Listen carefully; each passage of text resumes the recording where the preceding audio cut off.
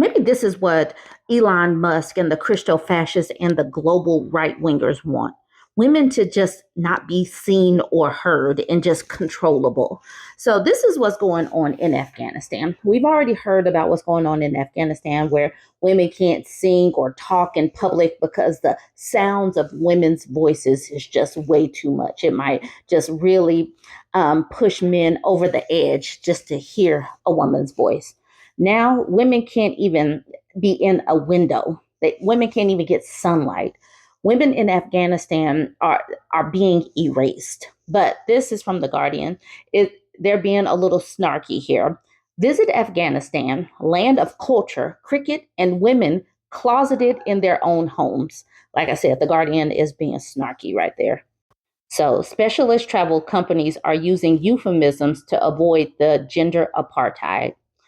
Having denied Afghan women's jobs, education, and free movement, ordered them to be totally covered, banned them from parks, removed their critical health care, and silenced them with a ban on audible speech, the Taliban have plainly reached the point where the joy of torturing half the population has to be balanced. Like any sensible exercise in mass persecution, with the needs and enjoyment of the male and the free. What, for example, to do about windows? Doubly enraging to the ruling obsessives in that they offer female slaves the pleasure of daylight, as well as allowing non residents occasional evidence of their existence.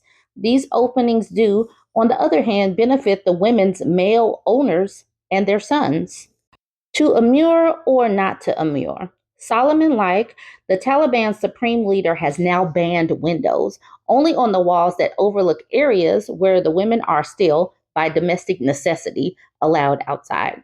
Until such time as Afghan women can be kept for sex, breeding, and housework, perpetually underground, the latest edict stipulates that new buildings should not have windows from which the courtyard, kitchen, neighbors' well, and other places usually used by women are visible. And if you don't know what immure means, it means to enclose or confine something within the walls or to imprison. Last week, the Taliban's government spokesman confirmed on X that to men like himself, even a fully covered woman with, say, an erect mop is a sexual stimulus too far. Seeing women working in kitchens, in courtyards, or collecting water from wells can lead to obscene acts. If, as occasionally seems to be the case, the Taliban do consider opinion in the outside world, they appear again to have been correct in thinking that a further inventively ghastly addition to female misery is unlikely to provoke, to a point that sheds an unhappy light on priorities in many ostensibly enlightened jurisdictions, a meaningful reprisal. The Windows Edict, for instance, is still not sufficient evidence of the Taliban's gender apartheid for the English cricket authorities to want to cancel their match against the Afghan cricket team in Lahore next month. Cricket stands firm, too, against the urgings of women's organizations explaining that gender apartheid in Afghanistan is as egregious as the racial apartheid that once made the ICC end fixtures with South Africa's team. Ecstatic street celebrations after the Afghan cricketers reached the World Cup semifinals last year confirmed that international cricket is such an important source of pride to male Afghans that, by gifting it, fellow participants remove valuable means of influence. As for the Afghan team's coach, Jonathan Trott, the former England cricketer, if that job does not put him in contact with misogynistic thugs captured in the brilliant Fly on the Wall documentary, Hollywoodgate, it's only because he has never visited the country since he took the job in 2022 after women had already been banned from schools and the workforce as the team play home matches in exile in UAE. But maybe courtesy of the team's patrons, Trot still gets to hear some of the Taliban style bants recorded in Hollywoodgate. An uncovered woman is like an unwrapped chocolate. No less valuable for the Taliban as they continue to disregard the UN's feeble reminders that women are human too, is their collaboration with foreign companies equally keen to revive Afghanistan as a tourist destination. To judge by online reviews, visitor numbers to Afghanistan have soared since 2021. The torture of the female half of the population has yet to come near race apartheid as a tourism inhibitor, such that vacationers show awareness their leisure choice might be considered despicable. On the contrary, the Taliban are often presented in some itineraries and comments in an attractive light for having made Afghanistan safe, unless, of course, you're an Afghan woman.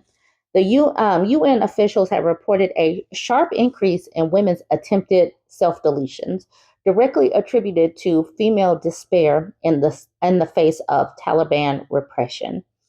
Specialist travel companies, if they even allude to gender apartheid, are in some cases adopting euphemisms that suggest the Taliban's continually intensifying attack on women's human dignity is one of those fascinating cultural differences, like living in a tent or a team game with a dead goat, that makes adventure holidays so rewarding. The country's very troubles, without going into who suffers at whose hands, only testify to the visitor's personal taste for authentic, challenging travel. Campaigners once headlined a fact sheet dissuading visits to South Africa. Apartheid is no holiday. It is now. Richard Bennett, the UN Special Rapporteur on Afghanistan, has concluded that the Taliban's deprivations of human rights and their enforcement may amount to crimes against humanity, in particular, the crime of gender persecution. But the very nature of that persecution, by erasure from public life, assists apparent attempts at normalization by specialist travel companies who urge visitors to see beyond the turbulent current era and experience a beautiful country with a rich cultural history, although it would have been richer still, obviously, if the Taliban hadn't blown up the Buddhas of Banayan in 2001.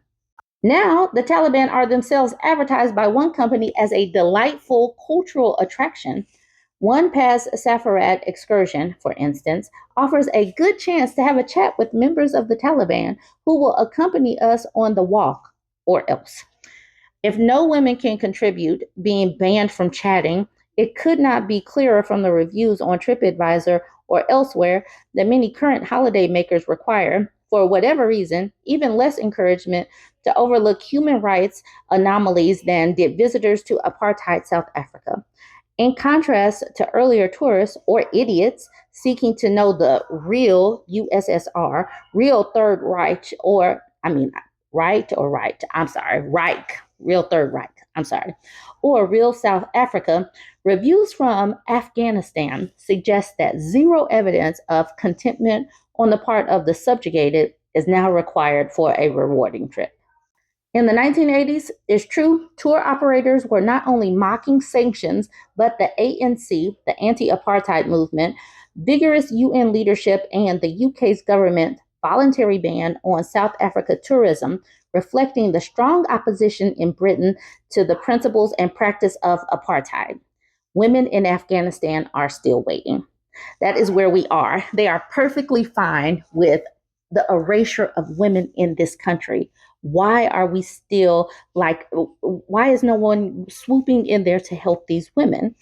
And I want to segue into this. The hijab rules that Iran was trying to implement, they actually paused it. They paused it. And this was last month. Iran's National Security Council has paused the implementation of the controversial hijab and chastity law, which has been due to come into force on Friday. President Masoud Pezeshkian called the legislation ambiguous and in need of reform, signaling his intention to reassess its measures. The proposed new law, which would introduce harsher punishments for women and girls for exposing their hair, forearms, and lower legs, have been heavily criticized by rights activists. The strict dress codes imposed on women and girls, which have been treated as a national security priority by the rulers of the Islamic Republic of Iran for decades, have previously triggered protests. Under the new law, repeat offenders and anyone who mocked the rules would face heavier fines and longer prison sentences of up to 15 years in jail. It would also mandate that businesses report anyone who violates the rules. Human rights groups had expressed alarm.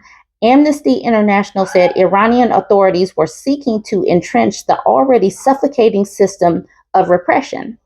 During the presidential election in July, then candidate Pezeshkian openly criticized the treatment of Iranian women over the hijab issue. He promised not to interfere in their personal lives, a stance that resonated with many Iranians, especially from a younger generation frustrated by the government's rigid control. Masumi Ebtekar, a former vice president for Women and Family Affairs, also criticized the law, saying the new legislation is an indictment of half of the Iranian population. The hijab debate gained further momentum last week when Parastu Ahmadi, a popular Iranian singer, was arrested after streaming a virtual concert with no audience present on YouTube while not wearing the hijab. The concert quickly went viral, and the arrest of Ahmadi and her bandmates sparked widespread backlash. Facing public outcries, authorities released them the following day. Tensions surrounding the hijab have remained high since nationwide protests in 2022, triggered by the death of Masa Zina Amini, a young Kurdish woman who died in police custody after being detained for allegedly violating the dress code. Over the past 2 years, many young Iranian women have defiantly removed their hijabs in public, challenging the government's authority. Last week, more than 300 Iranian rights activists, writers, and journalists publicly condemned the new hijab law, calling it illegitimate and unenforceable, and urged Pezeshkian to honor his campaign promises. Despite pressure from the hardline factions close to the supreme leader Ayatollah al-Khamenei, many younger people in Iran appear to be unafraid to confront the regime's restrictions. Pezeshkian's supporters believe the new hijab law will fail to discourage young women from defying it and could even worsen the situation. However, supporters of the legislation have pressured the president to move forward, criticizing the National Security Council's hesitation and demanding that he sign the law to clear path for its enforcement. The decision to pause its implementation suggests the government fears it could trigger another wave of mass protests like those seen 2 years ago. Okay, so that's the end of that article. But what I am seeing, what I feel like is going on, as more and more women assert their autonomy and the urge to feel like humans that can control their own destinies, we're seeing countries that are attempting to massively strip women of their rights.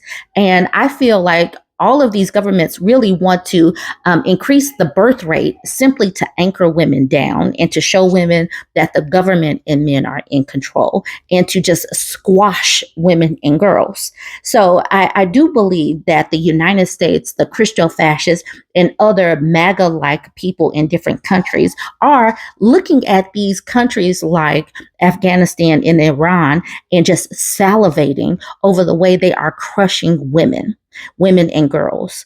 I do want to know where you all land on this. I just think that we're rolling back women's rights simply because men feel like they're losing control. So join the conversation. Let me know what you think. Don't forget to like, comment,